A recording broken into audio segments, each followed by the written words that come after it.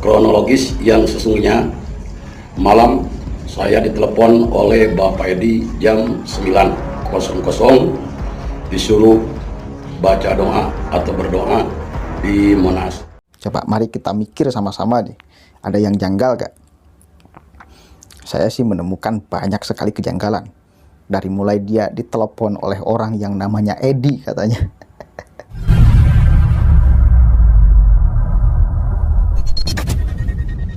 Assalamualaikum warahmatullahi wabarakatuh. Atas nama Al-Fakir Kiai Haji Khairul Anam meminta maaf kepada Front Persaudaraan Islam.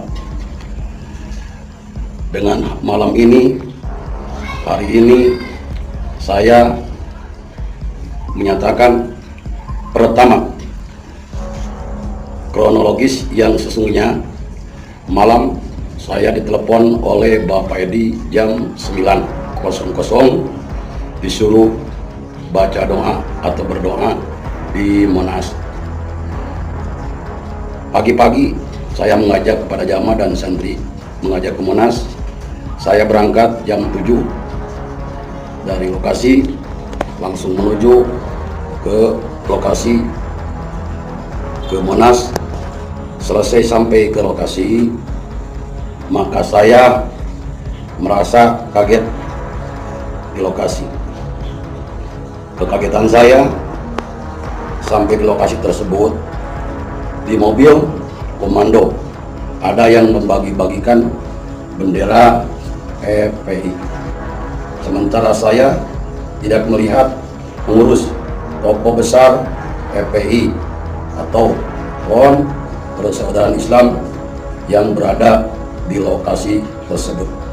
Saya merasa tertipu dan dibohongi dan diperalat oleh orang tersebut. Selesai acara tersebut, maka para jamaah selesai jam 11.30,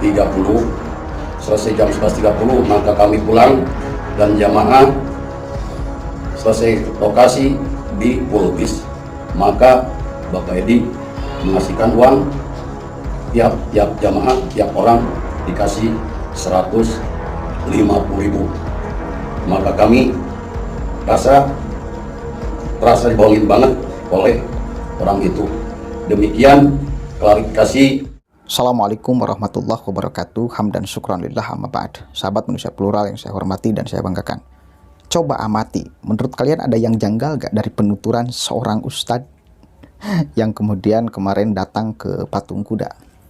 Coba mari kita mikir sama-sama nih, ada yang janggal gak? Saya sih menemukan banyak sekali kejanggalan. Dari mulai dia ditelepon oleh orang yang namanya Edi katanya.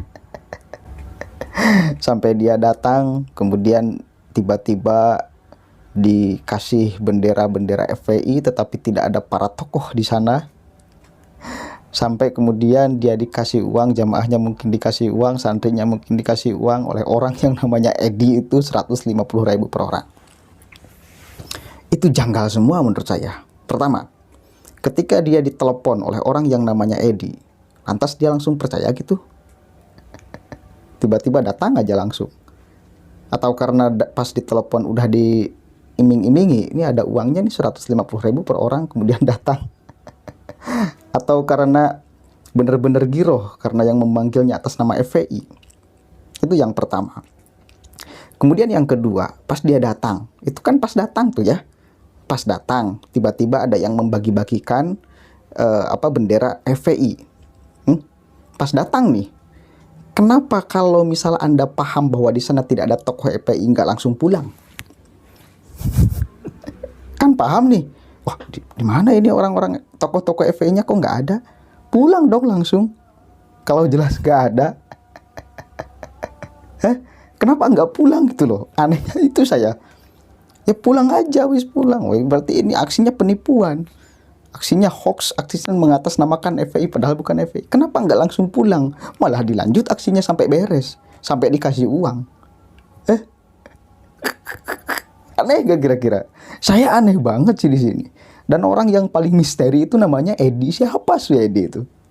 Siapa ya Edi ya? Coba ini menurut kalian seperti apa? Saya menemukan itu beberapa kejanggalan. Apakah dari awal juga sudah diberitahu bahwa ada bayarannya 150.000 sehingga cepat-cepat datang? Tiba-tiba ya. Kan saya bisa menduga-duga, aksi-aksi yang banyak di Indonesia ini bisa dong orang kemudian curiga bahwa ini adalah aksi bayaran. Jangan sampai mencederai nilai-nilai aksi. Ketika ada orang yang aksi mungkin yang murni, kemudian dituduhnya bayaran karena memang ada beberapa oknum yang aksi kemudian dibayar. Jangan sampai dong kemudian mencederai nilai-nilai aksi seperti itu. Apalagi kepada mahasiswa-mahasiswa kan suka aksi itu.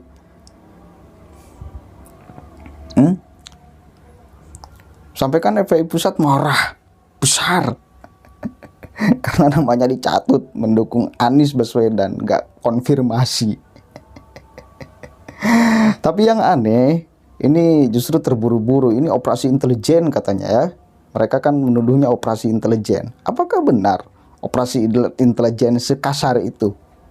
Itu kan, kalau saya sih nggak percaya ini bagian daripada operasi intelijen untuk kemudian mendiskreditkan seperti apa yang dikatakan oleh Aziz Yanuar, salah satu elemen umat lah ya.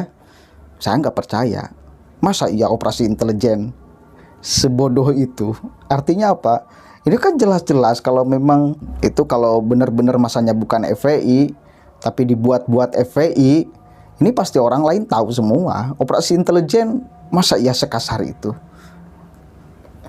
Enggak lah, saya enggak menerka bahwa ini adalah operasi intelijen ya. Itu menurut saya banyak sekali kejanggalan. Jadi banyak sekali kemudian teka-teki yang menjadi pertanyaan kita semua. Boleh di sini komentar apa pendapat kalian mengenai FPI Reborn ini ya. Coba menurut kalian seperti apa? Saya sih menemukan banyak sekali kejanggalan. Dan ini saya sepakat kalau ini diusut. Siapa sebetulnya nama Edi yang misterius itu tuh? Dan apakah si Ustadz itu nggak ketemu sama si Edi gitu loh, yang nyuruh dia untuk datang ke lokasi? Apakah nggak ketemu? Kan pasti ketemu. Ditelepon kan ada kontaknya masih. Cobalah, kita teh bukan orang bodoh ya, yang kemudian bisa sesederhana itu gitu loh memberikan alasan. Banyak sekali yang janggal ya, alasan seperti itu.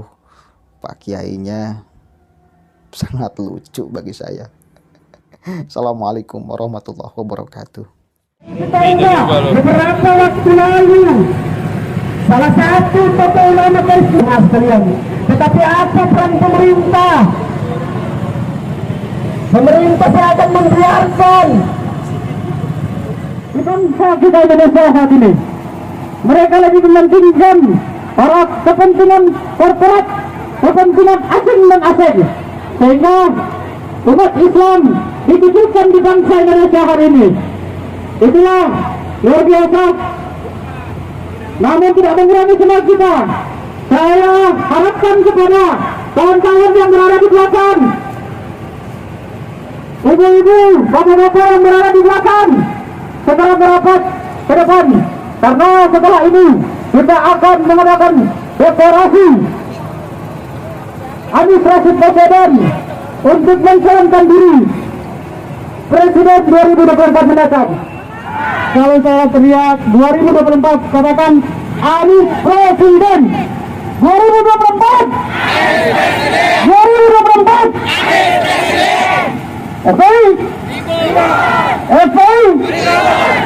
Baik Bapak Ibu sekalian, saudara-saudara yang saya hormati pada kesempatan yang berbahagia ini, persaudaraan Islam. Kemudian hari ini datang di depan Monas ataupun kemudian maksud dan tujuan kami adalah di Istana Negara, maupun menyampaikan secara terbuka dan terang kepada seluruh masyarakat Indonesia. Lihat kondisi Indonesia hari ini dari sisi ekonomi maupun politiknya hancur dan cacat, saudara sekalian. Tidak ada seorang tokoh pun yang mampu untuk kemudian bagaimana melakukan sebuah perbaikan secara total untuk perbaikan Indonesia ke depannya, kan sekalian. Bapak Ibu, saudara-saudara sekalian yang sungguh saya hormati, situasi ini kami kemudian melihat dari FPI melalui semua kajian yang kemudian telah kami buat, Bapak Ibu sekalian. Kami telah menemukan sosok tokoh dari kalangan umat Islam yang untuk kemudian mempertanggungjawabkan apakah saudara-saudara sekalian bahwa bangsa Indonesia butuh sosok pemimpin seperti saudara Anies Baswedan yang hari ini memimpin DKI Jakarta, Bapak Ibu sekalian. Bapak Ibu sekalian dan kita semua telah melihat dengan